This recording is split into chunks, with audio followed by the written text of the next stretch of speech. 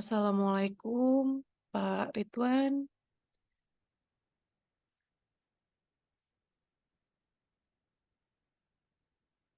Waalaikumsalam Ibu.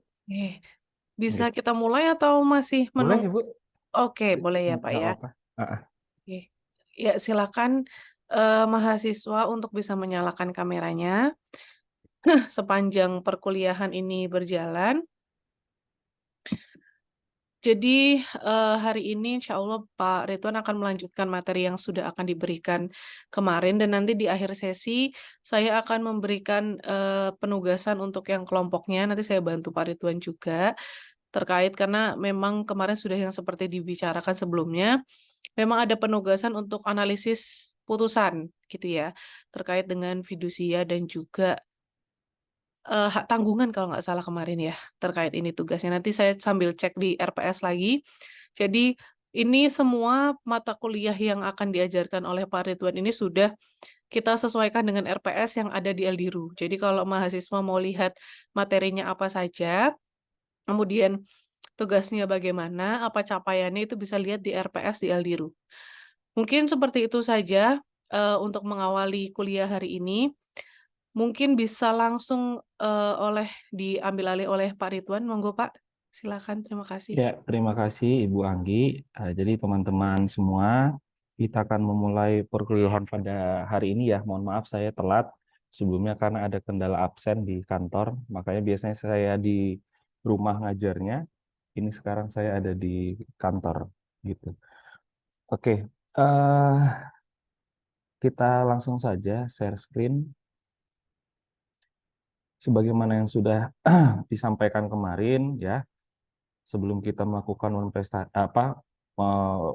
kita melakukan presentasi di sini mungkin akan saya sampaikan beberapa tambahan-tambahan ya berkaitan dengan materi walaupun ini sudah disampaikan oleh Ibu Anggi mungkin ya di dalam perkuliahan sebelumnya atau sebelum UTS, namun sedapat mungkin dan insya Allah akan saya sampaikan beberapa kasus dalam praktik yang berkaitan dengan fidusia dan gadai.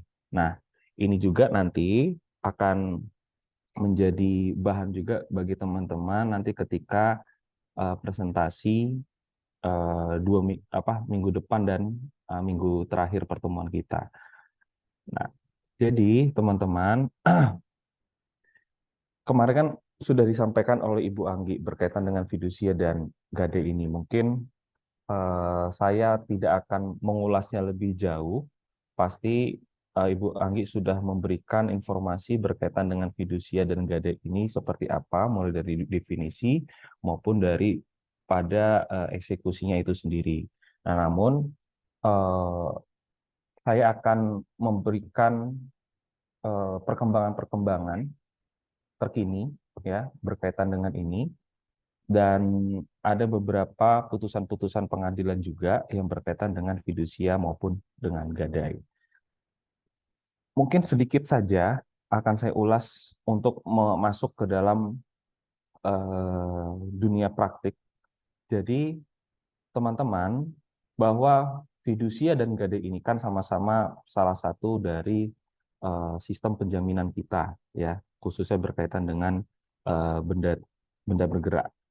Nah, untuk fidusia ini sendiri ya berbeda dengan gadai yang mana penyerahannya itu hak, penyerahan hak miliknya itu dia secara kepercayaan yang mana bendanya ada di pemberi fidusia. Jadi ketika membuat atau terciptanya suatu jaminan fidusia, maka bendanya itu dia tidak berada di penerima fidusia atau dalam hal ini adalah kreditur, tetapi bendanya itu ada di pemberi fidusia atau dalam hal ini adalah debitur. Nah, contoh-contohnya banyak kan, mungkin sudah dicontohkan itu berkaitan dengan kendaraan-kendaraan bermotor, ya, baik itu roda 2 maupun roda 4 dan sebagainya. Kemudian untuk gadai, ya, dia penyerahannya itu penyerahan bendanya itu secara fisik dan bendanya itu ada di penerima gadai atau dalam hal ini adalah kreditur. Sehingga eh, dalam hal ini gadai itu mungkin sama saja seperti melakukan suatu penitipan, tetapi kita mendapatkan suatu dana terhadap benda yang kita gadaikan tersebut. Kurang lebihnya seperti itu, berkaitan dengan uh, gadai dan juga uh, fidusia. Kemudian,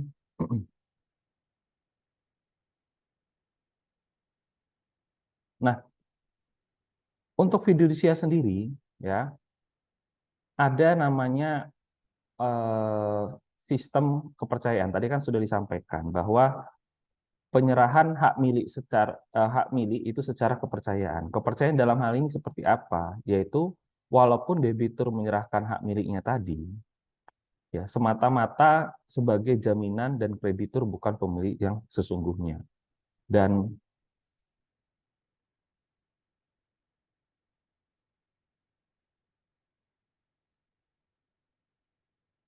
hak milik itu akan kembali ketika debitur itu sudah lunas atau melunasi hutang-hutangnya, sehingga eh, hak kepemilikan itu nanti akan beralih seketika ketika si debitur melunasi hutang-hutangnya. Dan kreditur penerima fidusia juga memberikan kepercayaan kepada pemberi fidusia karena pemberi fidusia ini telah menyerahkan hak miliknya ke kreditur dan seorang debitur itu tidak boleh di dalam praktiknya menyalahgunakan penguasaannya. Dia tidak boleh misalkan melakukan tindakan-tindakan terhadap kepemilikan benda yang dia bawa tersebut. Misalnya apa? Misalnya dalam hal dia mengalihkan, dalam hal ini misalkan menjual, ya, kemudian melakukan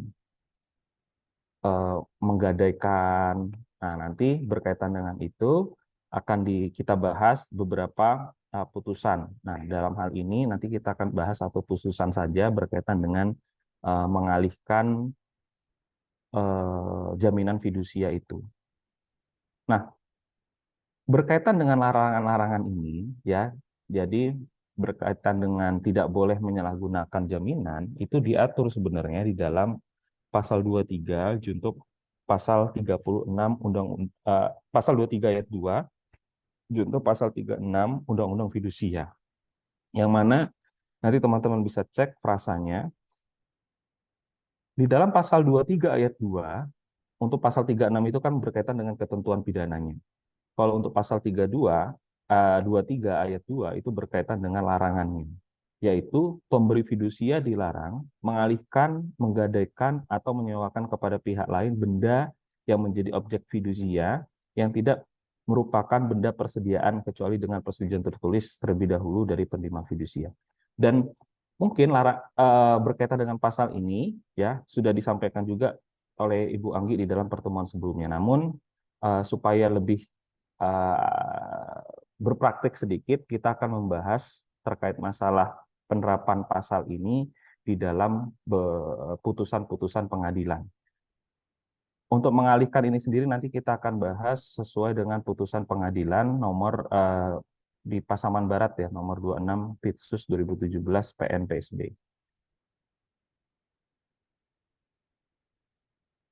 Nah,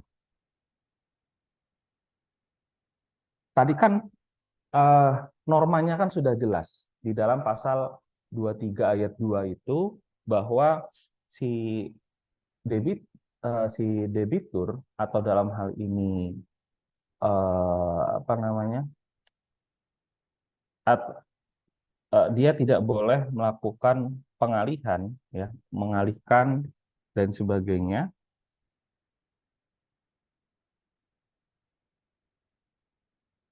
menggadaikan atau menyewakan kepada eh, orang lain tanpa persetujuan tertulis atau dalam hal ini adalah penerima fidusia atau kreditur itu sendiri. Nah, di dalam praktik penerapan pasal ini ya atau fenomena berkaitan dengan pasal ini ini sungguh banyak. Nanti teman-teman bisa melihat di Direktori Putusan Mahkamah Agung, teman-teman bisa searching kalau misalkan untuk tugas minggu depan itu eh, kalau misalkan teman-teman searching berkaitan dengan fidusia, itu banyak sekali putusan-putusan pengadilan yang baik itu dia pidana maupun perdata yang berkaitan dengan eh, permasalahan fidusia. Nah, untuk penerapan pidana dalam fidusia, khususnya berkaitan dengan pasal 23 ayat 3 itu banyak sekali. Contohnya ini, putusan nomor 109 PDTG 2017 PN PS SBG, SBG. S, oh sorry, ini bukan saya tepo ini. Ini putusan nomor nomor 26 Pitsus 2017 PN PSB. Nah, Pasaman Barat.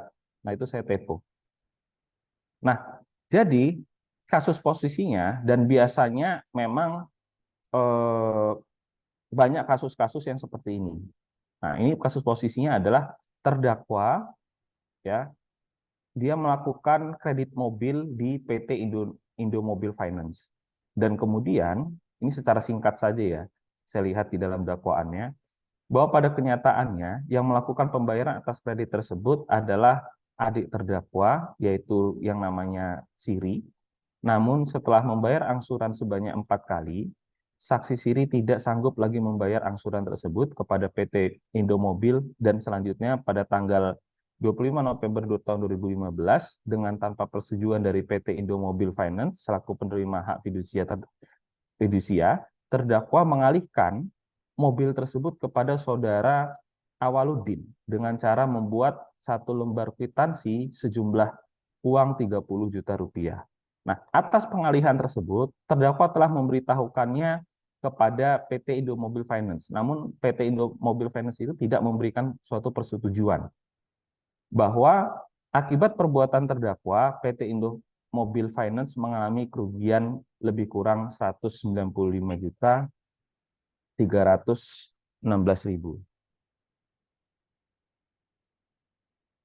Nah, di dalam putusannya menyatakan bahwa terdakwa M. Nasir terbukti secara sah dan meyakinkan bersalah melakukan tindak pidana selaku pemberi fidusia mengalihkan benda yang menjadi objek jaminan fidusia dan menjatuhkan pidana selama 1 bulan dan 10 hari dan denda dan pidana denda sejumlah 2 juta rupiah subsidiar 1 bulan kurungan.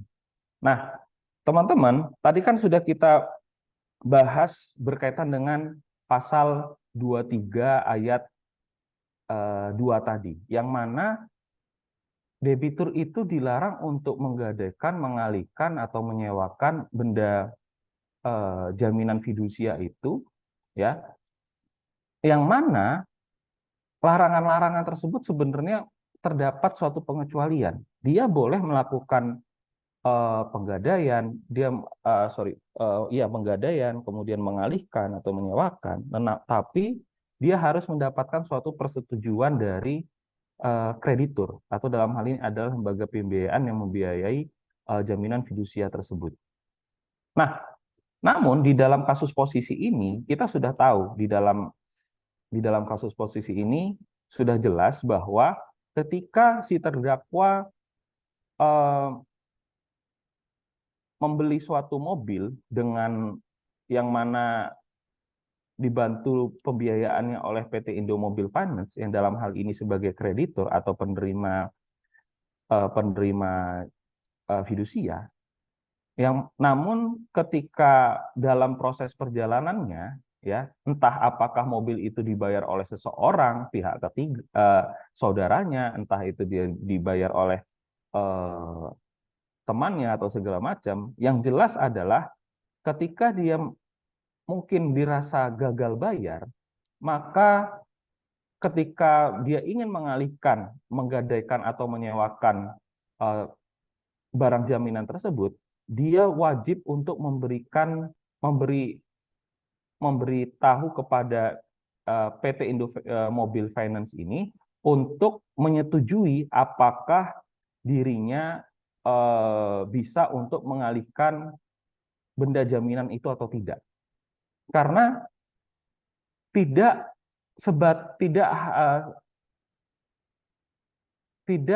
sebatas atau tidak cukup hanya dilakukan suatu pemberitahuan saja. Dan pada saat melakukan suatu pengalihan, itu seyogyanya atau di dalam praktik apabila tidak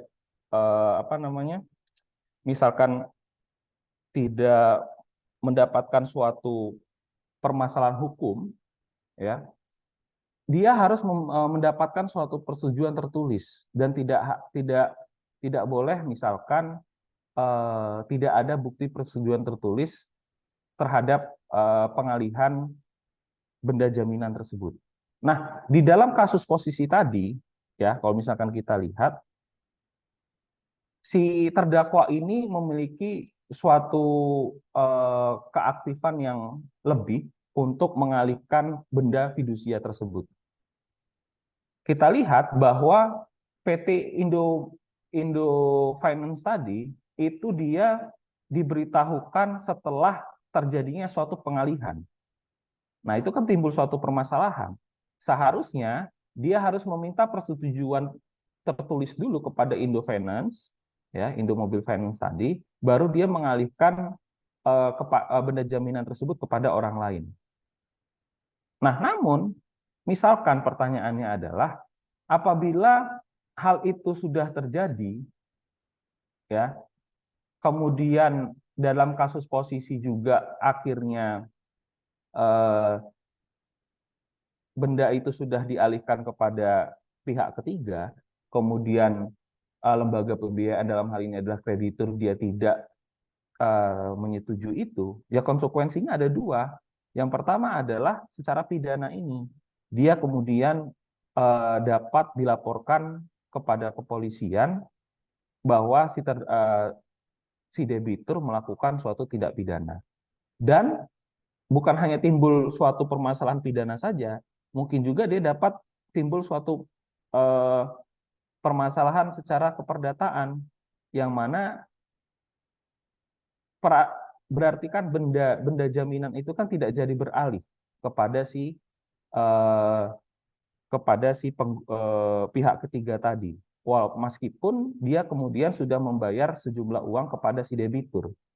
Nah, sehingga untuk mengembalikan uang tersebut, ya, apabila mungkin uang tersebut sudah dipakai atau segala macam, dia harus menggugat itu secara perdataan untuk pengembalian uang tersebut.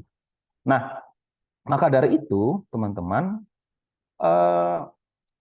di dalam perkembangannya sekarang ini, apabila memang debitur gagal bayar, ya seperti kasus posisi tadi, yang mana meskipun dia dibayarkan oleh saudara yang bernama Siri, ya, namun kan ternyata dia merasa dia gagal bayar, makanya dia berinisiatif secara aktif untuk mengalihkan benda jaminan itu kepada pihak ketiga, namun tindakannya itu adalah salah.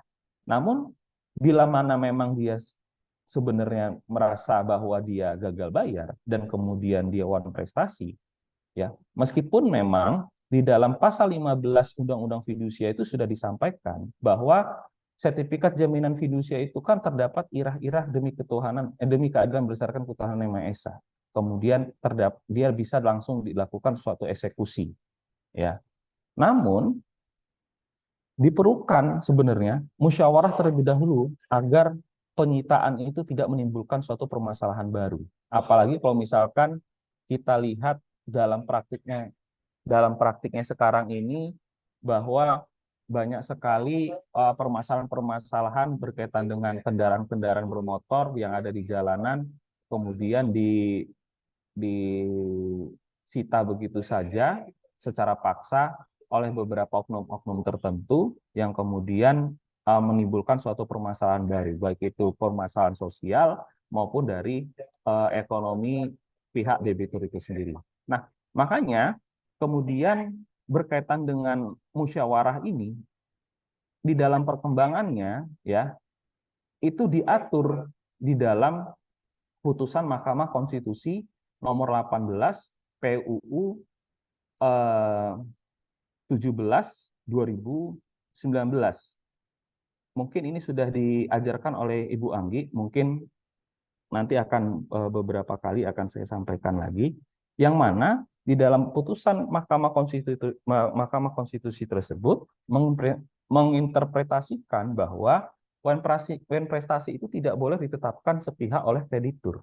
Yang mana putusan ini juga menetapkan bahwa objek jaminan tidak boleh langsung dilakukan eksekusi, meski sudah memiliki sertifikat jaminan sesuai dengan pasal 15 tadi. Nah, penerima dan pemberi fidusia itu harus menyepakati terlebih dahulu mengenai cedera janji tersebut, atau dalam hal ini adalah wan prestasi. Jika sudah ada kesepakatan para pihak, penerima langsung bisa melakukan eksekusi. Namun saat tidak terdapat kesepakatan, maka pelaksanaan eksekusi dapat melalui putusan pengadilan. Nah, jadi terhadap putusan Mahkamah Konstitusi nomor 18 tahun 2019 ini, dia lebih bijaksana dalam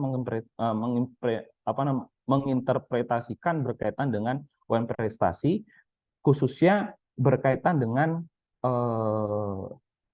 jaminan fidusia. Karena putusan MK nomor 18 ini dia melakukan judicial review terhadap pasal 15. Nanti kan kita bahas satu persatu berkaitan dengan tafsiran-tafsiran Mahkamah Konstitusi berkaitan dengan pasal 15 ini. Nah, sehingga ya dengan adanya putusan Mahkamah Konstitusi ini sebagai suatu guidance masyarakat ke depan mulai dari tahun 2019 sampai dengan sekarang itu dalam menjalankan sebuah bisnis atau proses jaminan fidusia, dia lebih wise atau lebih bijaksana dalam nanti ketika khususnya berkaitan dengan eksekusinya. Atau dalam ini misalkan debitur melakukan wan prestasi, kemudian dilakukan suatu eksekusi. Dan mungkin ya di dalam praktik ini menjadi suatu suatu hambatan juga bagi lembaga pembiayaan di dalam proses pengembalian dana apabila memang debitur melakukan wan prestasi. Sehingga pada saat pasal 15 ini belum di judicial review ya, itu kan terdapat parat eksekusi yang mana jaminan itu kemudian seketika dapat dilakukan eksekusi ya berdasarkan irah-irah demi keadilan berdasarkan ketuhanan yang Maha Esa. Sedangkan kalau misalkan sekarang ini lebih condong kepada putusan Mahkamah Konstitusi ini lebih condong kepada perlindungan terhadap debitur atau pemberi jaminan fidusia itu sendiri. Nah, sehingga memang ada positif negatifnya terkait masalah putusan Mahkamah Konstitusi ini. Di dalam satu sisi memang debitur atau masyarakat ya seperti kita ini misalkan kan terkadang kita ini tidak bisa mengatakan ekonomi kita ini kan selalu baik. Nah, pasti ada suatu hal tertentu yang kemudian seperti kasus yang tadi terjadi suatu gagal bayar dan sebagainya macam. Nah, itu kita dapat dilindungi karena si kreditur tidak lagi semena-mena kemudian melakukan penyitaan di jalan ya. Kemudian dilakukan suatu pelelangan terhadap atau penjualan terhadap barang jaminan tersebut gitu. Tapi terdapat beberapa prosedur-prosedur ya berkaitan dengan itu, misalkan musyawarah tadi, kemudian dilakukan suatu gugatan untuk mendapatkan putusan di pengadilan. Nah, putusan MK itu ya kemudian melakukan suatu perubahan ini seharusnya dalam pasal 15 ayat 2. Nah, di dalam Undang-Undang Fidusia ya pasal 15 ayat 2 itu sebelumnya adalah sertifikat jaminan fidusia sebagaimana dimaksud dalam ayat 1 mempunyai kekuatan eksekutorial yang sama dengan putusan pengadilan yang telah memperoleh kekuatan hukum tetap. Nah, ini yang disebut dengan parata eksekusi, sama seperti yang kemarin kita bahas berkaitan dengan hak tanggungan. Dia langsung bisa melakukan penyitaan, prakteknya kan seperti itu sebelum tahun 2019. Dia menggunakan debt collector tertentu, ya misalkan dari orang-orang preman gitu ya, kemudian melakukan suatu penyitaan di jalanan, kemudian langsung melakukan suatu eksekusi. Apalagi sekarang debt collector itu kan sudah diatur ya berkaitan dengan penerapannya. Nah, di Undang-Undang Fidusia nomor pasal 15 ayat 2 itu kan seperti itu frasanya sebelumnya. Namun setelah dilakukan judicial review berkaitan dengan pasal 15 ayat 2 ini, kemudian Mahkamah Konstitusi menafsirkan bahwa pasal 15 ayat 2 ini dia tidak berkekuatan hukum tetap dan dianggap bertentangan dengan Undang-Undang Dasar Negara Republik Indonesia tahun 1945. Dan kemudian berkaitan dengan frasa pasal 15 ayat 2 ini, kemudian ditafsirkan secara gamblang di dalam putusan itu, yaitu adalah terhadap jaminan fidusia yang tidak ada kesepakatan tentang cedera janji atau prestasi dan debitur keberatan menyerahkan secara sukarela objek yang menjadi jaminan fidusia, maka segala mekanisme dan prosedur hukum dalam pelaksanaan eksekusi sertifikat jaminan fidusia harus dilakukan dan berlaku sama dengan pelaksanaan eksekusi putusan pengadilan yang telah berkekuatan hukum tetap. Nah, jadi seperti itu frasanya. Yang mana nanti mungkin di dalam melakukan suatu eksekusi, ya, misalkan pelelangan, ini menjadi suatu tugas yang menjadi suatu PR juga bagi KPKNL nanti untuk mendapatkan atau mengecek atau memvalidasi beberapa dokumen-dokumen yang berkaitan dengan ini. Nah, perkembangan berkaitan dengan pasal 15 ayat 2 ini, ya, sebelum dilakukan suatu eksekusi, dia harus dan apabila ya dalam praktiknya atau dalam perjanjian fidusia itu tidak terdapat kesepakatan berkaitan dengan prestasi dan kemudian di dalam praktik misalkan si debitur itu juga ngeyel untuk memberikan atau menyerahkan secara sukarela yang berkaitan dengan barang jaminannya tersebut, ya maka mekanismenya itu kemudian dilakukan gugatan ke pengadilan. Nah, ini berkaitan dengan pasal selanjutnya, yaitu di dalam pasal 15 ayat 3, yang mana apabila yang dulu sebelumnya di dalam Undang-Undang Fidusia itu dijelaskan, apabila debitur cedera janji, penerima fidusia mempunyai hak untuk menjual benda yang menjadi objek jaminan fidusia atas kekuasaannya sendiri. Nah, sedangkan di dalam pasal 15 ayat 3 ini kemudian dianggap bahwa pasal tersebut oleh Mahkamah Konstitusi bertentangan dengan Undang-Undang Dasar tahun 1945 sepanjang berkaitan dengan frasa cedera janji itu. Nah, adanya cedera janji menurut Mahkamah Konstitusi ya berkaitan dengan pasal 15 ayat 1 itu, adanya cedera janji tidak ditentukan secara sepihak oleh kreditur, melainkan atas dasar kesepakatan antara kreditur dengan debitur atau atas dasar upaya hukum yang menentukan telah terjadinya cedera janji. Nah, dari pasal 15 ayat 3 ini kemudian dikaitkan dengan pasal 15 ayat 2 tadi, ya. Di sini menegaskan bahwa berkaitan dengan jaminan fidusia ini tidak semata-mata parata eksekusi itu dapat langsung diproses oleh si kreditur itu sendiri. Dan pada praktiknya butuh lembaga lain yaitu pengadilan untuk menentukan apakah si debitur ini melakukan prestasi atau tidak. Dan itulah nanti yang akan kita bahas berkaitan dengan teknis proses berkaitan dengan prestasi tadi.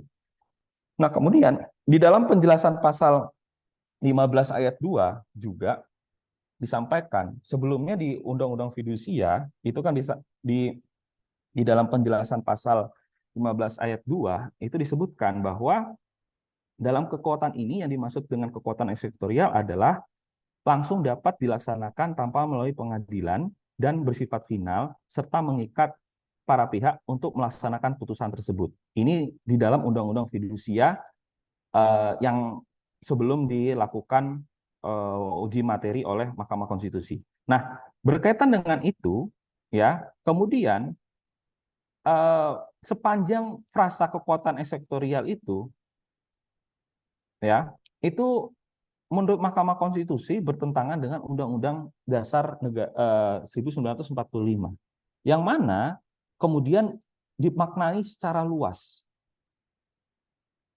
Dapat kita lihat di sini, yaitu terhadap jaminan fidusia yang tidak ada kesepakatan cedera janji, dan debitur keberatan menyerahkan secara sukarela objek yang menjadi jaminan fidusia, maka segala mekanisme dan prosedur hukum dalam pelaksanaan eksekusi sertifikat fidusia harus dilakukan dan berlaku sama dengan pelaksanaan eksekusi putusan pengadilan yang telah berkekuatan hukum tetap.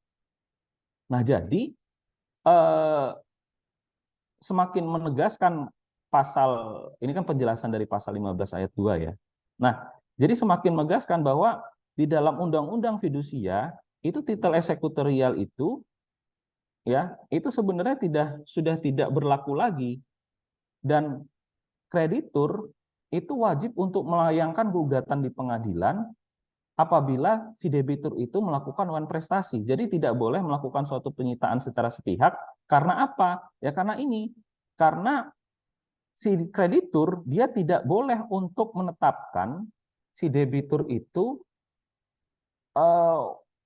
cedera janji atau wan prestasi. Dia tidak boleh menetapkan itu secara sepihak. Dan oleh karena dia tidak boleh menetapkan itu secara sepihak, maka yang boleh menetapkan debitur melakukan wan prestasi atau tidak, yaitu adalah pengadilan itu sendiri. Nah, ketika nanti pengadilan menyatakan bahwa debitur terbukti melakukan wan prestasi, maka ya kemudian terhadap jaminan fidusia tersebut dapat dilakukan eksekusi oleh si kreditur itu sendiri. Nah, sehingga yang tadi saya sudah katakan bahwa terhadap atau adanya putusan Mahkamah Konstitusi ini memang ada positif dan negatifnya, yang mana mungkin lebih banyak negatif kepada lembaga pembiayaan. Jadi lembaga pembiayaan tidak bisa untuk langsung melakukan suatu eksekusi berdasarkan titel eksekutorial tadi, walaupun dia sudah menerima atau sudah terdapat sertifikat jaminan itu sendiri. Dan ini kemudian yang menjadi tambahan tugas bagi pengadilan untuk menentukan apabila memang si debitur kemudian terjadi suatu gagal bayar dan sebagainya. Nah, itu berkaitan dengan putusan Mahkamah Konstitusi tadi. Nah, kemudian selain daripada berdampak kepada lembaga pembiayaan, ya, juga tentunya ini berimplikasi kepada tugas dan tupoksi dari KPKNL. Dulu KPKNL mudah saja ya dalam melakukan pelelangan terhadap jaminan fidusia. Karena apa? Ya karena dengan adanya misalkan sertifikat fidusia, ya, karena terdapat suatu titel eksekutorial berkaitan dengan para eksekusi, KPKNL hanya melengkapi beberapa administrasi aja berkaitan dengan itu dan kemudian melakukan suatu pelelangan. Namun di sini itu tidak, karena ada suatu putusan Mahkamah Konstitusi, maka KPKNL itu perlu melakukan penelaahan lebih dalam ya terhadap setiap permohonan lelang ya berkaitan dengan barang jaminan fidusia. Sehingga ketika KPKNL kemudian melakukan suatu pengecekan, nah pengecekan itu dilihat apakah telah terpenuhi kondisi legalitas ya formal subjek dan objek lelang tersebut.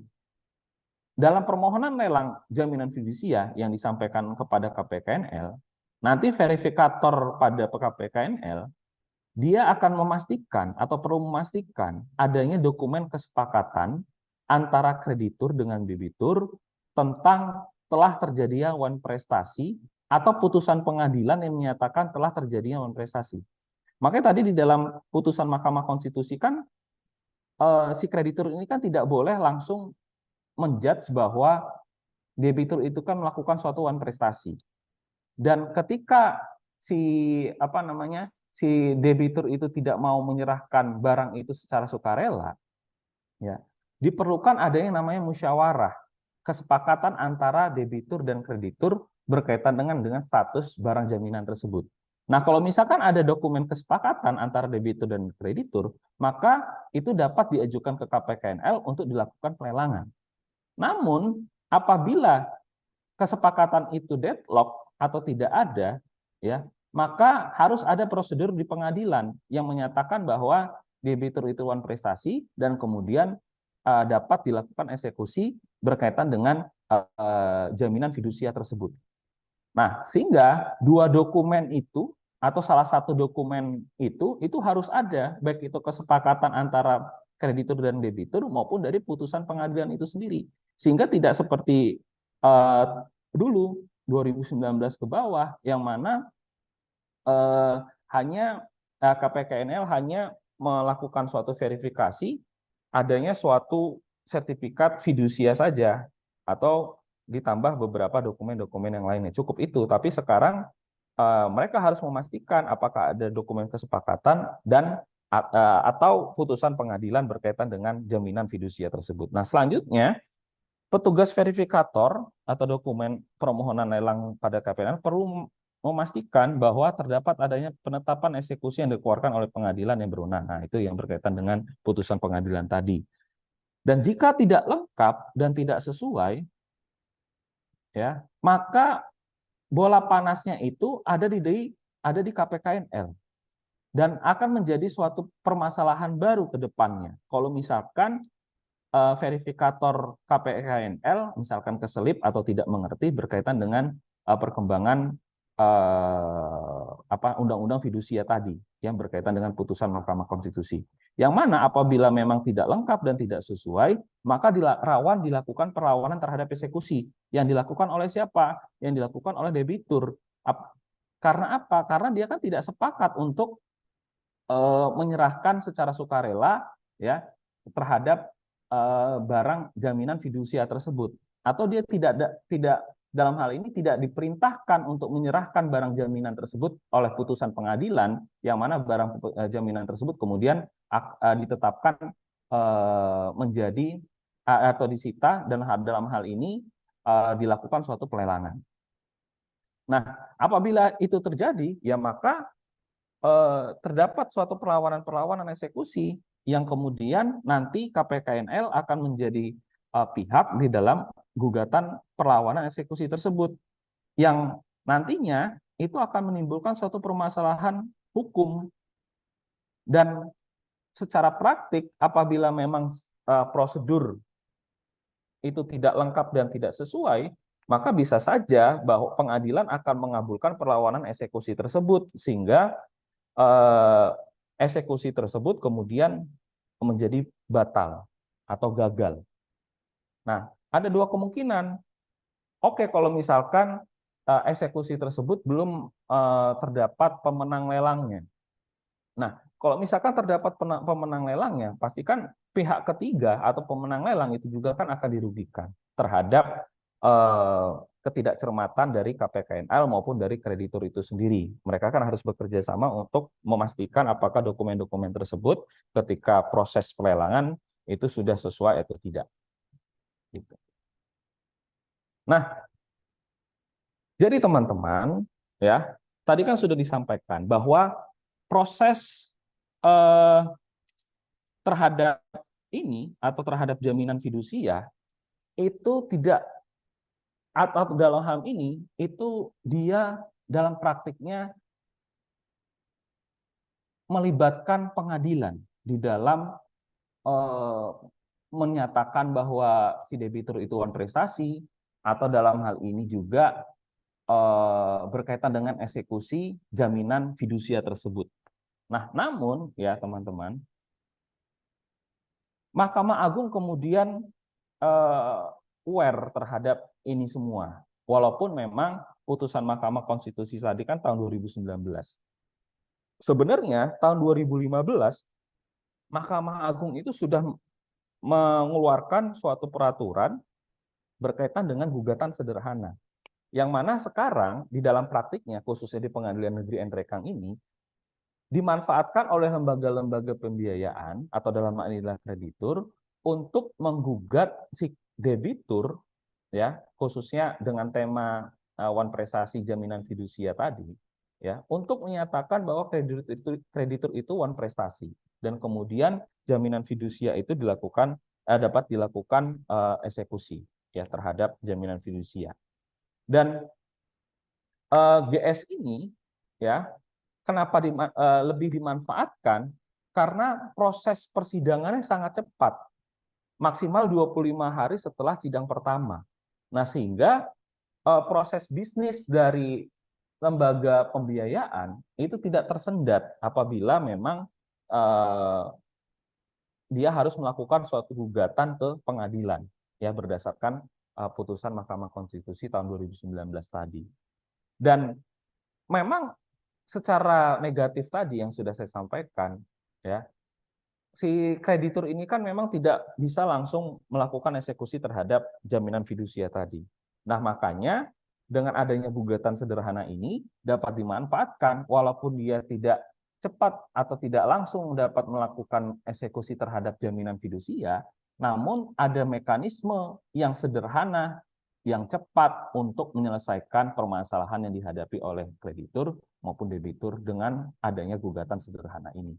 Nah, apabila lembaga-lembaga pembiayaan tersebut atau kreditur itu sifatnya adalah konvensional, misalkan apa? Misalkan Indofinance tadi, kemudian lembaga-lembaga pembiayaan dari BCA, dari Mandiri, ya, BRI, dan sebagainya, yang bank-bank konvensional tidak ada embel-embel syariahnya, ya, itu dia gugatan sederhananya diajukan ke pengadilan negeri.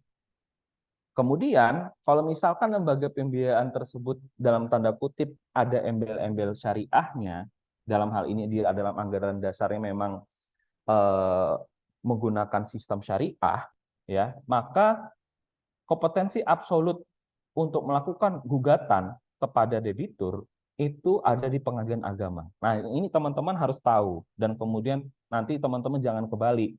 Apalagi ini sudah diatur di dalam Undang-Undang tentang Peradilan Agama tahun 2006.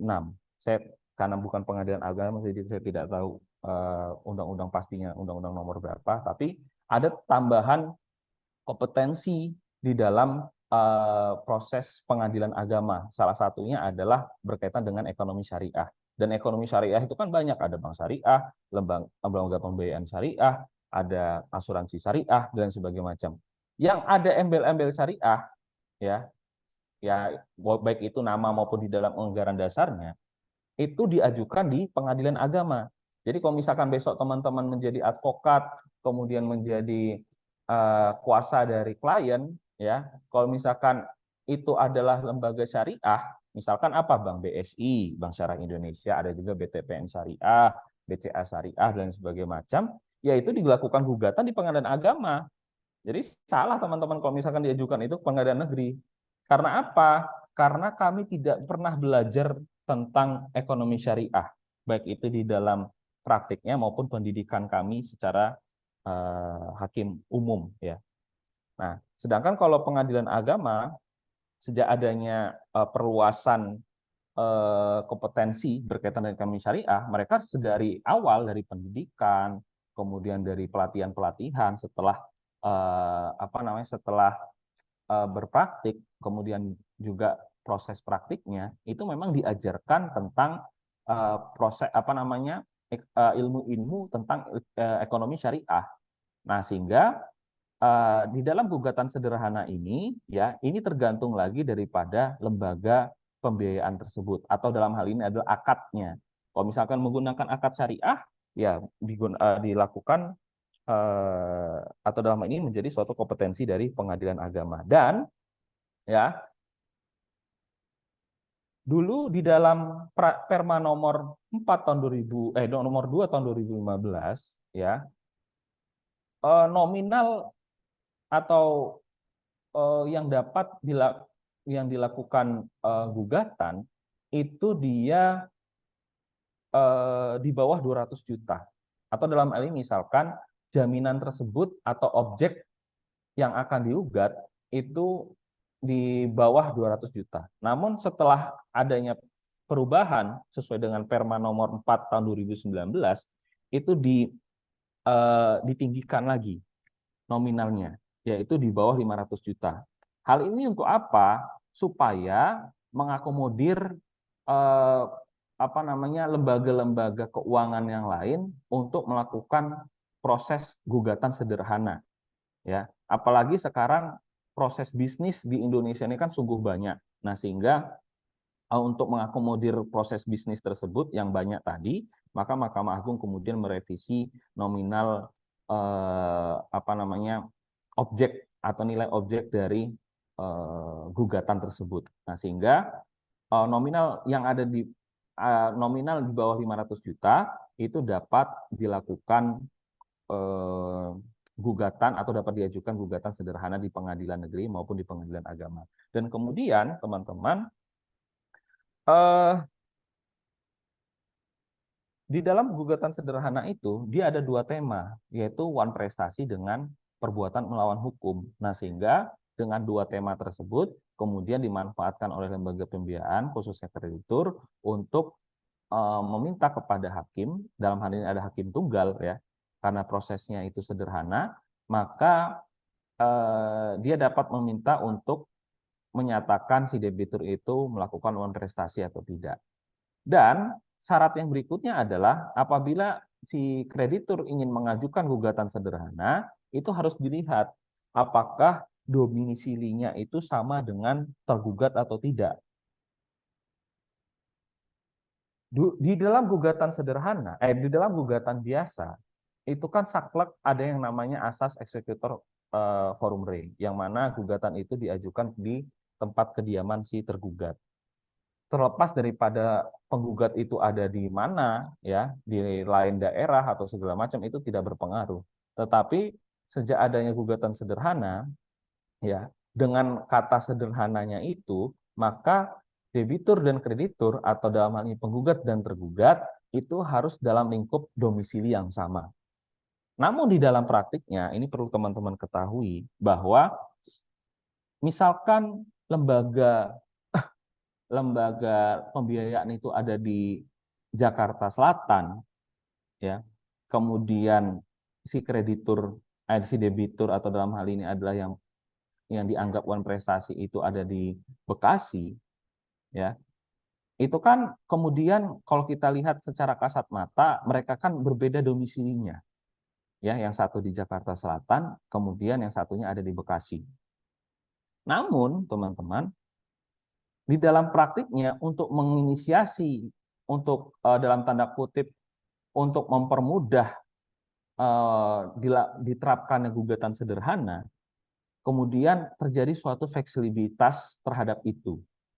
Sehingga kemudian apabila nanti lembaga pembiayaan yang di Jakarta Selatan itu kemudian menunjuk kuasa hukum yang ada di domisili tergugat, atau dalam hal ini di dalam lingkup Bekasi tadi, sehingga gugatan sederhana itu dapat diajukan di Pengadilan Negeri Bekasi atau Pengadilan Agama Bekasi.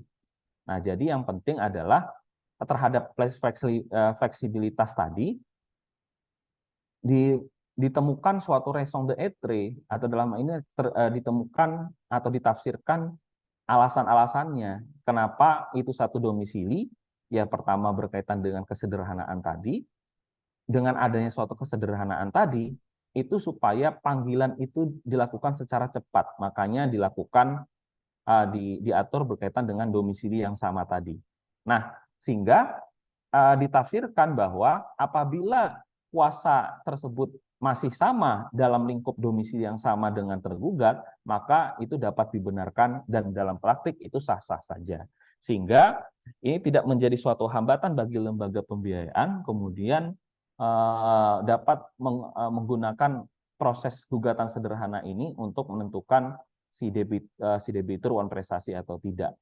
Dan tentunya di dalam praktik kan banyak sekali eh, masyarakat, ya, misalkan di tempat saya ini tidak ada lembaga pembiayaan, kemudian mengajukan ke kredit ke kabupaten sebelah. Ya itu bisa saja, tapi kan secara kasat mata kita kan beda domisili nanti di dalam proses. Nah, kemudian nanti ketika terjadi wan prestasi, ya lembaga pembiayaan yang ada di kabupaten sebelah itu akan menunjuk kuasa hukum di tempat saya ini di Nrekang untuk menggugat saya, misalkan seperti itu. Dan kemudian nanti eh, si kuasa hukum tersebut kemudian akan eh, melakukan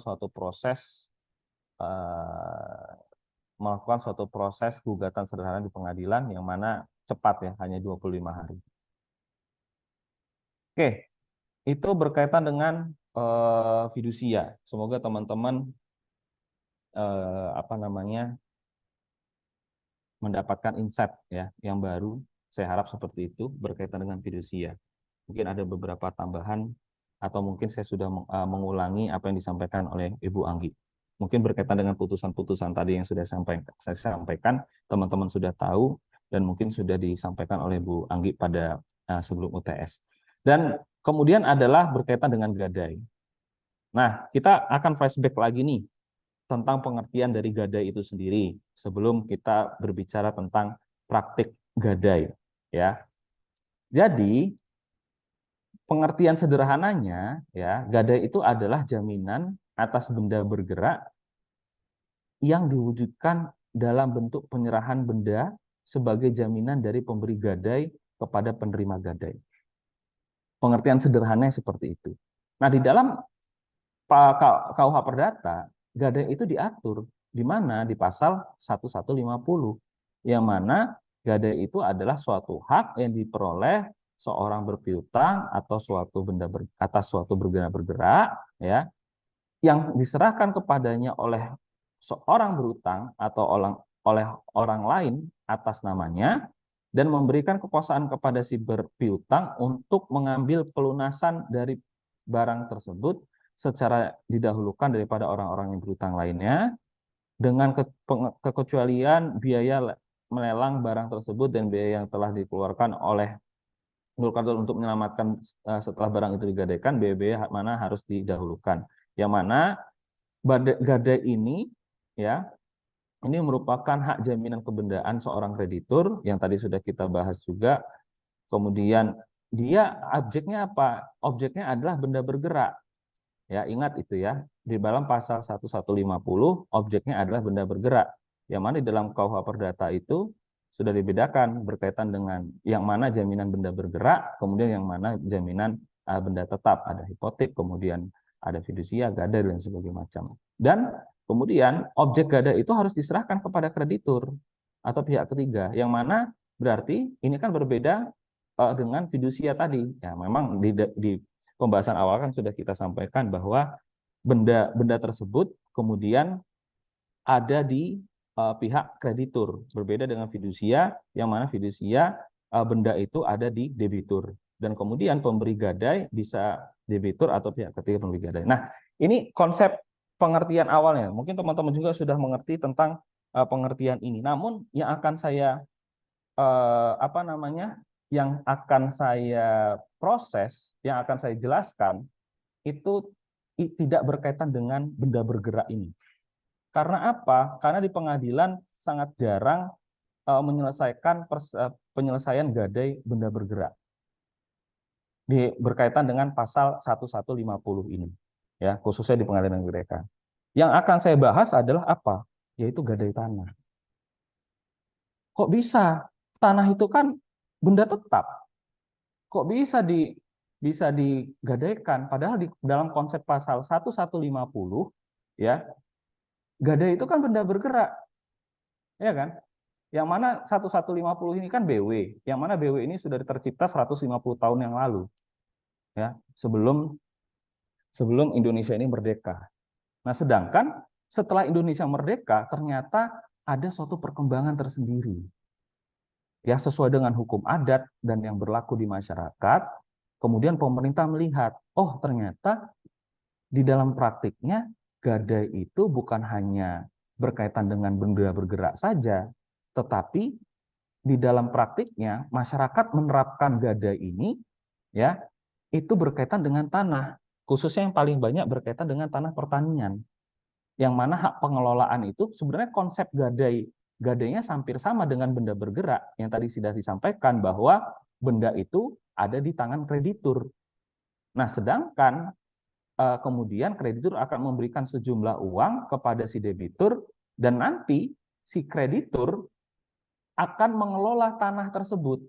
Makanya nanti akan kita bahas gadai tanah ini itu adalah gadai-gadai yang berkaitan dengan pertanian yang kemudian tanah itu adalah produktif sehingga bisa dikelola kemudian oleh kreditur. Sehingga kreditur selain daripada mendapatkan pelunasan dari debitur juga selama atau sepanjang proses gadai itu atau dalam hal ini dalam proses penggadaian tanah tersebut dia dapat mengelola tanah tersebut ya dan dapat memanfaatkan atas hasil atau mendapatkan hasil dari tanah pertanian tersebut. Jadi dia mendapatkan double untuk itu.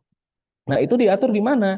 Diatur di dalam peraturan perintah pengganti undang-undang nomor 56 tahun 60 tentang penetapan luas tanah pertanian. Nah, nanti teman-teman bisa baca itu banyak ada PDF-nya di BPK RI ya, kemudian di hukum online segala macam. Teman-teman bisa baca di situ diatur berkaitan dengan gadai tanah.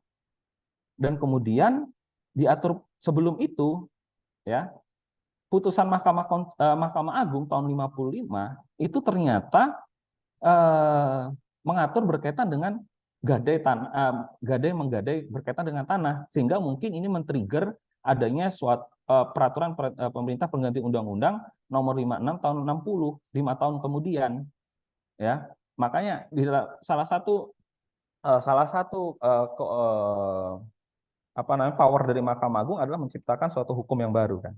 Nah, mungkin Mahkamah Agung di dalam persidangan pada waktu itu di tahun 55, 10 tahun setelah Indonesia merdeka, ya, kemudian terdapat suatu kasus berkaitan dengan gadai tanah ini. Makanya kemudian diatur berkaitan dengan kaidah hukumnya yang berkaitan dengan gadai tanah dan kemudian terdapat Perpu nomor 56 tahun 60 ya yang kemudian untuk melindungi baik itu kreditur maupun debitur. Dan kemudian tahun 61 setelah Perpu ini lahir ya di dalam putusan Mahkamah Agung yang sekarang menjadi jurisprudensi sampai dengan sekarang kemudian menegaskan bahwa gadai tanah itu yang telah berlangsung lebih dari 7 tahun wajib dikembalikan kepada debitur.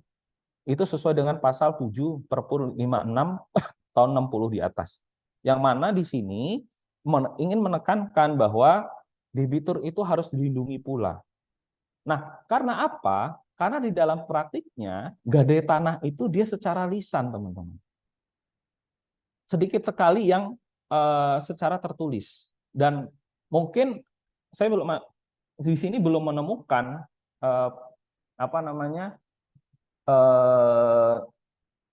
proses gadai tanah itu. Di sini ada gadai tanah ya kasusnya, tetapi biasanya mereka menggunakan itu secara apa menciptakan atau melangsungkan proses gadai itu dengan secara lisan sehingga apa namanya tidak terdapat waktu yang pasti berkaitan dengan pelunasan uang gadai tersebut kepada penerima gadai. Dan biasanya itu dilunasi apabila si debitur itu dia punya atau sudah punya uang. Jadi sepanjang dia tidak punya uang, dia tidak akan membayar atau dalam hal ini dia mengangsur ya. Namun biasanya dia langsung dilunasi saja. Nah, karena apa? Ya karena dalam praktiknya kan si kreditur dia dapat mengelola tanah tersebut.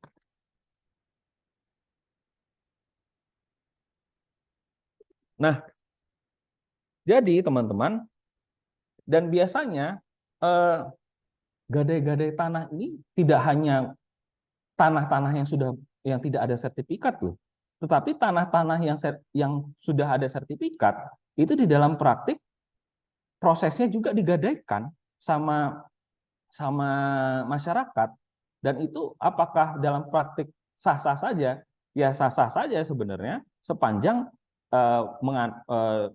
makanya di dalam jurisprudensi dan Perpu nomor 56 tahun 60 ini diatur berkaitan dengan perlindungan dari pihak debitur itu sendiri. Jadi kreditur ya, walaupun tidak diperjanjikan seberapa lama debitur melunasi utang gadainya ya, kemudian jurisprudensi dan Perpu ini kemudian eh, menentukan batas maksimal penggunaan atau pemanfaatan tanah tersebut oleh kreditur, yaitu selama 7 tahun. Sehingga setelah 7 tahun, itu kreditur wajib menyerahkan tanah tersebut kembali kepada si debitur. Raison d'être-nya apa? Kenapa kemudian ditetapkan maksimal penggunaan atau pengelolaan dari tanah yang digadaikan tersebut?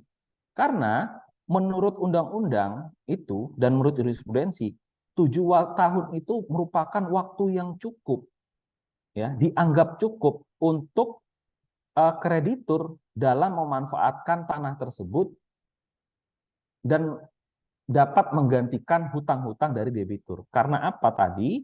Karena kreditur ini kan bisa mengelola tanah tersebut dan hasil dari pengelolaan tersebut jatuh kepada kreditur, bukan debitur. Sehingga dianggap dalam jangka waktu 7 tahun itu, ya, undang-undang dan jurisprudensi ini menganggap bahwa itu sudah menjadi waktu yang cukup bagi kreditur untuk dalam hal ini menganggap bahwa hutang-hutang dari debitur itu dianggap lunas dari pengelolaan dan pemanfaatan lahan yang ada tersebut.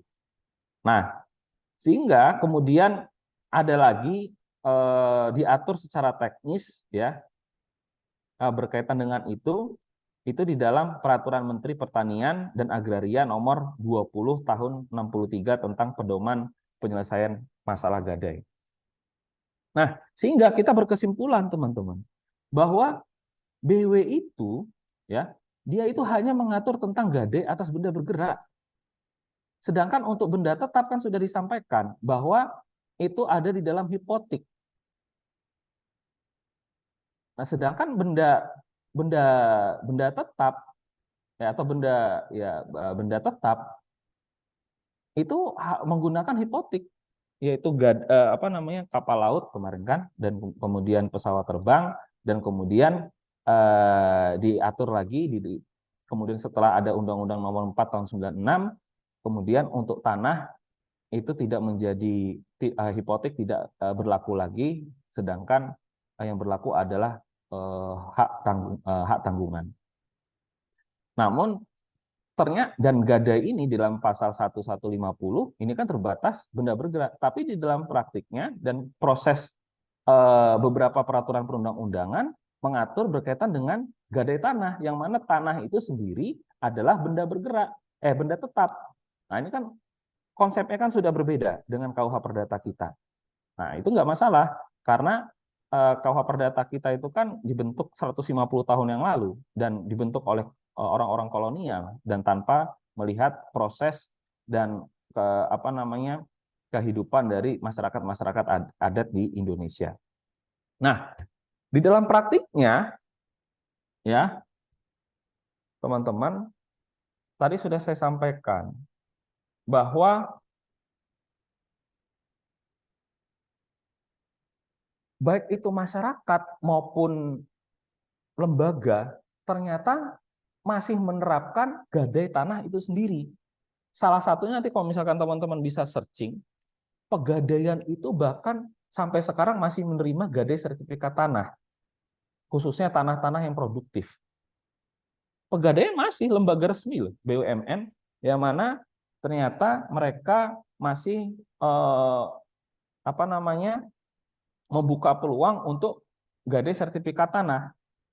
Ya, memang tanahnya sertifikatnya tersebut digadaikan, tapi hak pengelolaannya itu kemudian juga dikelola oleh si pegadaian karena dia hanya menerima tanah-tanah yang produktif.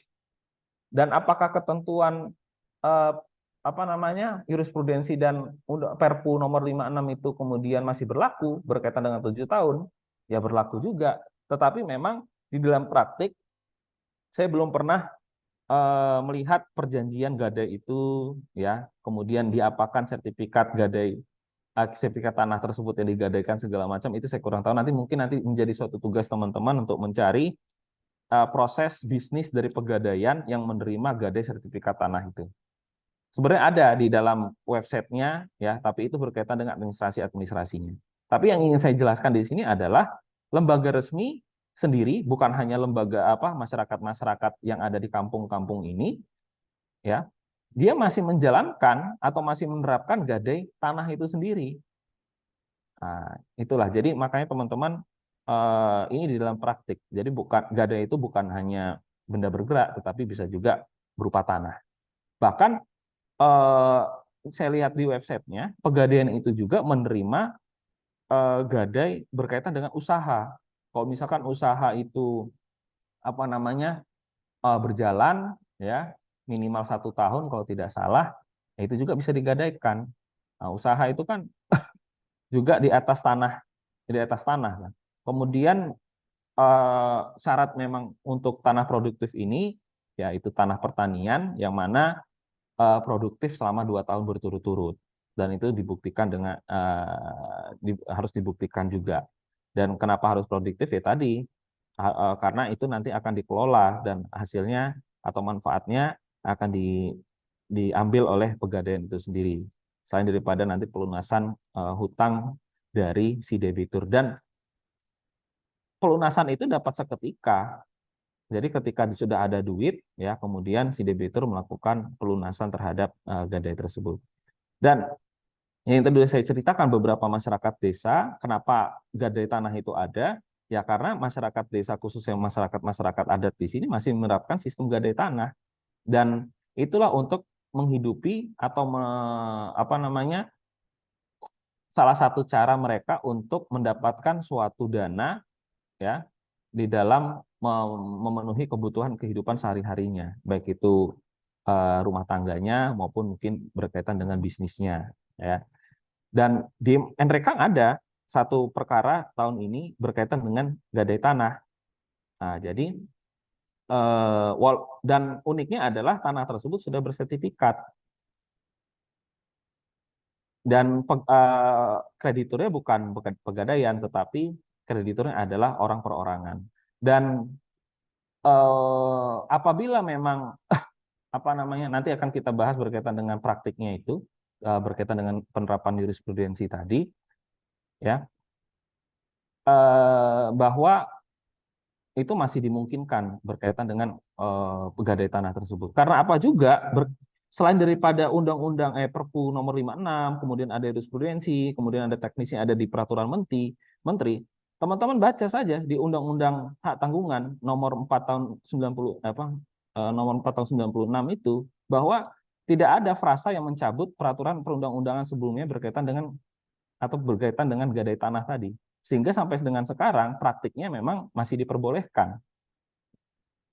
Sehingga eh, memang pada dasarnya, ya, ini menjadi suatu opsi, sehingga ketika menjadi suatu opsi bagi masyarakat dan menjadi opsi lembaga pembiayaan, khususnya tadi saya contohkan pegadaian masih memproses atau dalam hal ini masih menerapkan praktik gadai tanah tersebut.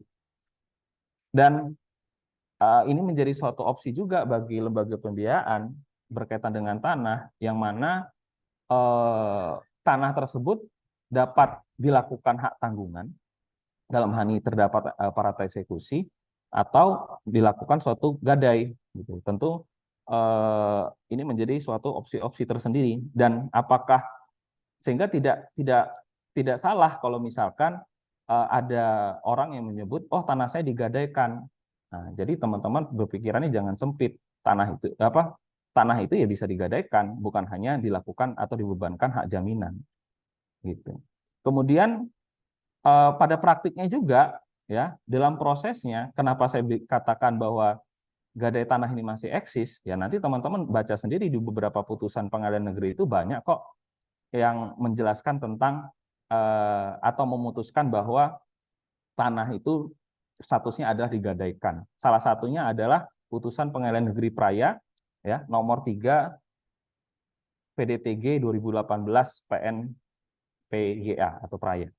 Nah, ini dia putusannya. Yang mana dalam kasus posisinya ya, objek itu digadaikan oleh penggugat kepada tergugat pada tanggal 5 Maret tahun 2000 seharga 7 juta. Atau dalam hal ini kan berarti Undang-Undang Hak Tanggungan kan sudah ada, ya kan tahun 96. Kemudian beberapa tahun kemudian objek beberapa tahun ya dari tahun 2000 itu kemudian dikerjakan oleh tergugat atau dalam hal ini kreditur atau penerima gadai. Nah, sama seperti konsep yang tadi ya, bahwa ketika tanah itu kemudian digadaikan ya, sehingga kreditur atau penerima gadai itulah yang kemudian memanfaatkan dan mengelola gadai tersebut. Dan setelah itu sesuai dengan jurisprudensi ini dalam gugatan mereka ya, sesuai dengan Perpu nomor 56 kemudian jurisprudensi tadi, seharusnya selama 7 tahun tepatnya tahun 2007 itu harus dikembalikan oleh tergugat kepada penggugat tanah itu. Namun sejak gugatan ini diajukan, tetap tanah tersebut kemudian tidak dikembalikan kepada debitur atau dalam hal ini penggugat.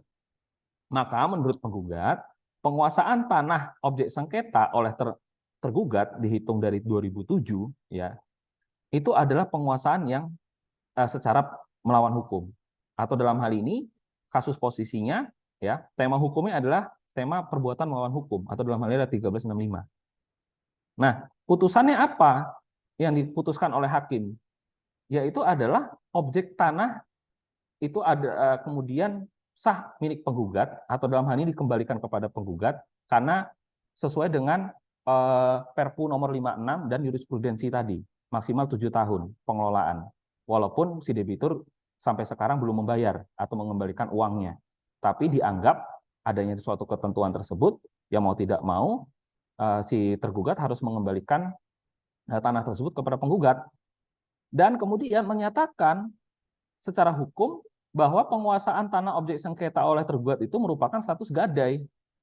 Nah, jadi makanya di dalam praktik itu gadai tanah itu masih ada dan tanah itu masih bisa masih dapat digadaikan. Jadi teman-teman tidak harus tidak kacamata kuda bahwa gadai itu hanya benda bergerak, tetapi benda tetap pun bisa digadaikan sesuai dengan Perpu tadi dan kemudian beberapa jurisprudensi dan terakhir ini putusan ini dan banyak putusan-putusan yang lain kemudian menyatakan bahwa tanah itu statusnya adalah gadai. Nah, jadi nanti tergantung daripada proses di persidangan bagaimana penggugat membuktikan. Makanya tadi saya bilang memang kekurangannya banyak masyarakat-masyarakat kita di kampung-kampung ini khususnya Endrekang itu proses gadainya hanya secara lisan ya. Nah, sehingga namun tidak jarang juga dilakukan secara tertulis, biasanya di bawah tangan gitu kan atau secara kwitansi saja segala macam. Nah, itu tergantung daripada nanti pembuktiannya. Oke. Nah, kemudian secara pidana, tadi kan kita secara perdata. Untuk gadai sendiri itu diatur di dalam pasal 509 KUH pidana. Yang mana di pasal 509 KUH pidana itu disebutkan bahwa barang siapa tanpa izin meminjamkan uang atau barang dengan gadai atau dalam bentuk jual beli dengan boleh dibeli kembali ataupun dalam bentuk kontrak komisi yang dinilai tidak lebih dari Rp100, ya ini nanti ada suatu penyesuaian tersendiri ya, diancam dengan pidana kurungan paling lama 3 bulan atau pidana denda paling banyak Rp15.000. Nanti mungkin teman-teman sudah pernah belajar hukum pidana yang mana berkaitan dengan nilai-nilai ini kemudian sudah direvisi oleh Mahkamah Agung melalui permanya ya berkaitan dengan tindak pidana ringan. Nah, di dalam pasal 509 KUH pidana ini walaupun frasanya ini agak menjelibet, tapi intinya dari pasal ini adalah yaitu berkaitan dengan tanpa izin meminjamkan uang atau barang dengan gadai. kemudian di dalam pasal 059, karena kita lihat di sini kurungan yang ada dalam hal ini adalah pidananya itu adalah berupa kurungan yang paling lama 3 bulan, maka berarti pasal 509 ini termasuk tidak pidana ringan. Dan itu diselesaikan melalui pidana ringan, tidak pidana ringan di pengadilan, bukan pidana biasa. Sehingga proses penyelesaiannya ya cukup 1 hari sudah selesai. Biasanya seperti itu. Nah, khusus berkaitan dengan penerapan pasal 509 KUHP ini, ya, ini diatur di putusan, atau dalam hal ini ada contohnya di dalam putusan nomor 79 ya di PN Kepanjen. Yang mana kasus posisinya, jadi terdakwa itu dia itu memiliki usaha menerima gadai sejak tahun 2002 berkaitan dengan gadai motor. Nah, tapi usahanya itu dia tidak memiliki izin. Nah, usaha yang dilakukan dengan cara usahanya itu dilakukan dengan cara konsumen datang ke rumahnya, kemudian terdakwa menaksir harganya, selanjutnya dilakukan pencatatan dalam buku tentang nasabah, kemudian yang berisikan jenis barang, harga, dan kemudian setelah itu konsumen diberikan bukti nota yang mana konsumen atau dalam hal ini debitur dibebankan bunga sejumlah 10%, sebesar 10%, ya, setiap bulan dengan jangka waktu 4 bulan. Nah, apabila konsumen benar-benar tidak sanggup menebus barang miliknya, yang dalam hal ini adalah sepeda motor, maka terdakwa akan menyuruh pegawai untuk mengecek ke lembaga pembiayaan apakah sepeda motor tersebut termasuk yang dibiayai lembaga pembiayaan ataukah tidak. Jika iya, dilihat oleh terdakwa ini sisa angsurannya yang belum dibayar itu berapa. Kalau misalkan sisa angsuran itu masih sedikit, ya, maka terdakwa akan menawar untuk melakukan pelunasan BPKB untuk kemudian dijual bebas. Nah, di sini kemudian terdakwa dinyatakan bersalah, ya, kemudian dihukum, yang mana dia terbukti tanpa izin meminjamkan uang atau barang dengan gadai, ya, karena usahanya itu tidak berizin. Dan sebenarnya, ya, kalau misalkan kita lihat proses kasus ini, seharusnya bukan hanya terdakwa yang kena, tetapi konsumen-konsumen itulah yang kena juga. Apalagi kalau misalkan kita lihat di sini, terdakwa itu sebelum melakukan proses penjual bebasan motor tersebut, itu kan kemudian melihat lembaga pembiayaan apakah motor tersebut masih dalam jaminan atau tidak. Dalam hal ini adalah jaminan misalkan motor ini adalah jaminan fidusia kan. Nah, tadi kan sudah dijelaskan di dalam konsep di dalam undang-undang fidusia, ya, pasal 23 ayat 2, yang mana itu kan tidak boleh digadaikan oleh debitur. Nah, sedangkan di sini pada praktiknya digadaikan oleh debitur kepada si terdakwa ini. Seharusnya debitur itu sendiri juga dapat dipidana sesuai dengan putusan sebelumnya yang pernah kita bahas tadi. Nah, sehingga memang tidak boleh serampangan ya untuk membuat usaha-usaha berkaitan dengan gadai, dan dia harus ada izinnya, dan banyak kemudian nanti teman-teman bisa cari putusan-putusan pengadilan di direktori putusan itu berkaitan dengan tidak pidana ringan berkaitan dengan izin gadai atau usaha gadai ini. Dan kemudian sehingga berkaitan dengan gadai ini kemudian juga berkaitan dengan fidusia, ya, di dalam praktik ternyata bukan hanya berkaitan dengan masalah perdata saja, ya, karena kan teman-teman di sini kan apa namanya masuk ke dalam lingkup daripada hukum perdata, ya. Namun ternyata masalah fidusia dan gadai ini tidak hanya melulu berkaitan dengan perdata, tapi juga berkaitan juga dengan masalah-masalah pidananya. Tadi kita sudah bahas berkaitan dengan fidusia, ada larangan-larangan yang bersifat ancaman yang kemudian diatur ancaman pidananya berkaitan masalah larangan tadi, yang mana dia tidak boleh mengalihkan, menggadaikan, menyewakan, ya. Kemudian larangan tersebut diancam pidana sesuai dengan pasal 36 atau 32. Ya. Kemudian berkaitan dengan gadai juga, baik itu bukan hanya benda bergerak, tetapi juga ternyata ada benda tetap. ya, yang mana diatur tersendiri dalam peraturan pemerintah pengganti undang-undang atau Perpu. Kemudian berkaitan dengan itu juga ada juga proses-proses perdatanya yang mana harus dilakukan sorry, untuk fidusia ada proses-proses perdatanya harus dilakukan gugatan lawan prestasi ya menggunakan gugatan sederhana atau gugatan biasa. Kemudian eh, untuk gadai sendiri ya bukan hanya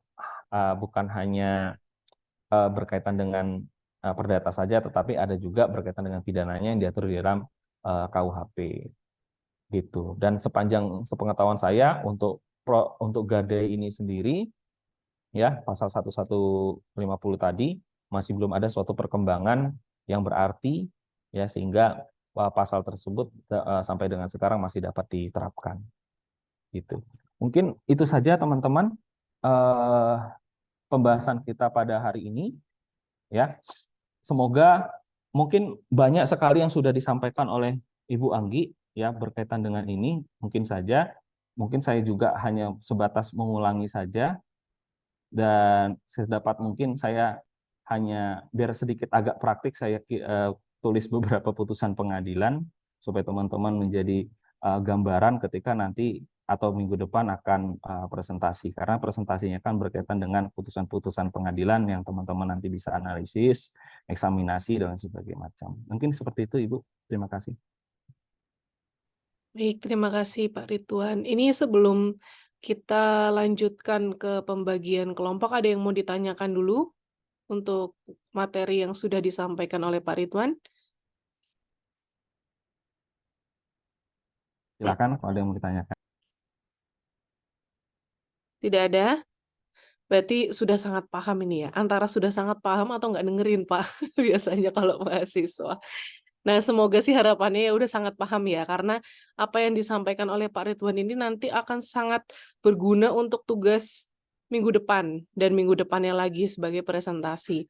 Jadi kalau tadi yang nggak mendengarkan ya rugi ya, karena memang tadi juga Pak Ridwan sudah memberikan contoh-contoh konkret putusan-putusannya, padahal nanti untuk tugas mahasiswa juga menganalisis putusan. Jadi sudah dibantu sedikit brainstorming sama Pak Ridwan terkait putusan-putusan yang ada. Jadi banyak sekali sebetulnya putusan yang bisa dicari gitu. Nah, mungkin saya mau share screen untuk pembagian tugas kelompoknya.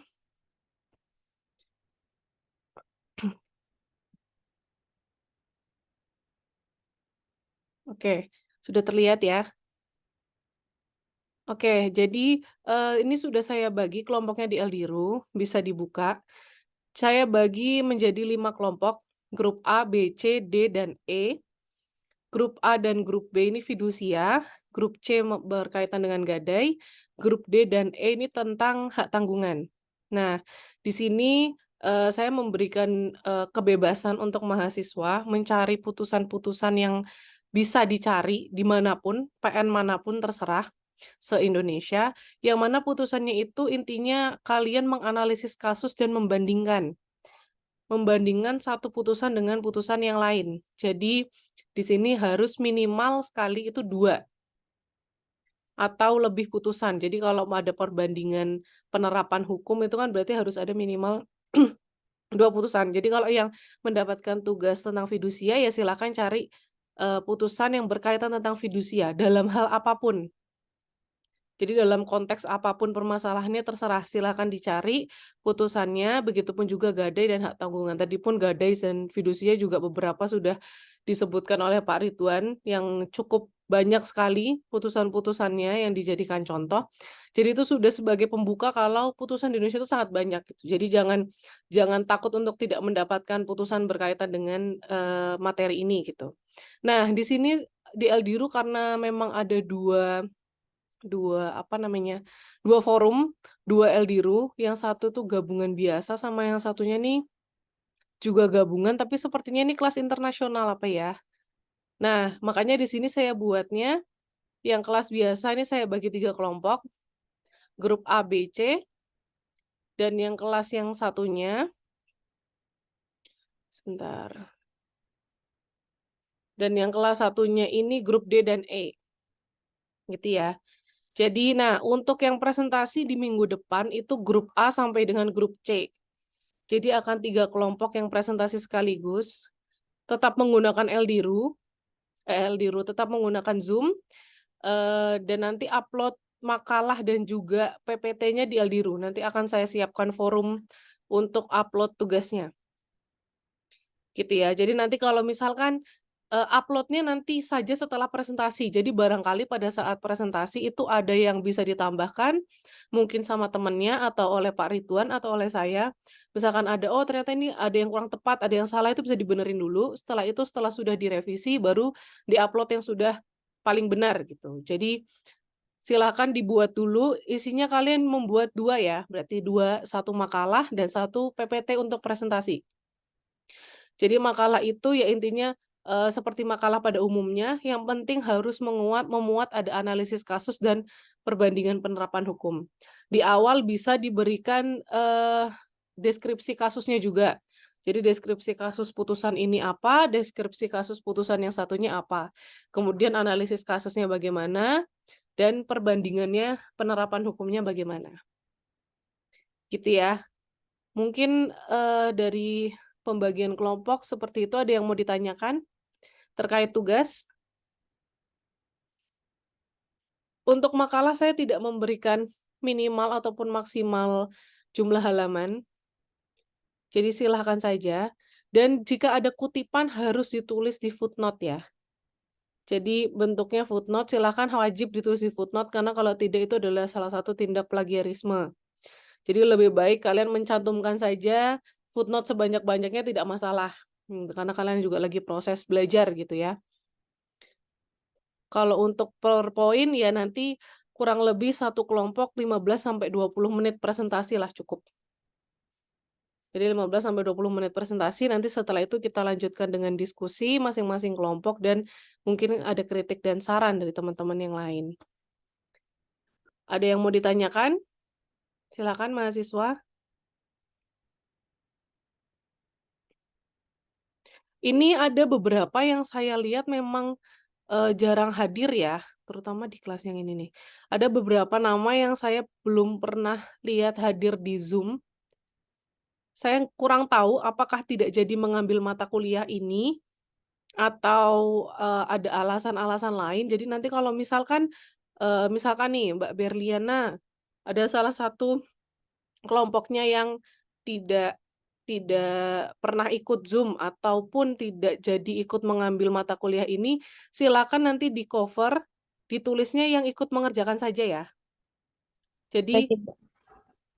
untuk teman-teman yang lain juga seperti itu, karena saya lihat ini ada beberapa yang mungkin entah tidak jadi mengambil atau bagaimana, atau sudah yudisium, biasanya kan seperti itu. Nah, itu bisa karena kan ini mata kuliah, gabungan ya, jadi sudah mengulang dari semester lalu. Jadi kalau misalkan memang ada yang tidak bisa dihubungi dan tidak mengerjakan, ya silakan jangan ditulis gitu, supaya nanti saya tidak perlu memberikan nilai, gitu ya.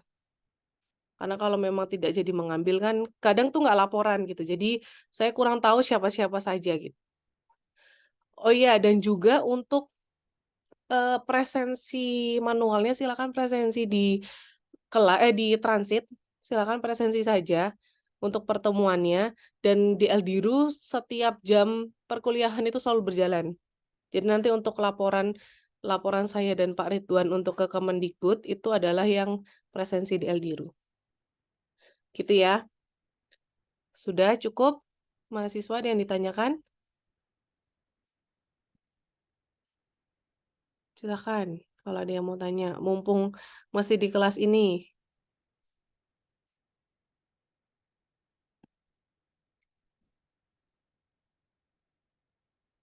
Oke, mungkin kalau ada Pak atau Pak Ridwan ada yang mau ditambahkan, Pak?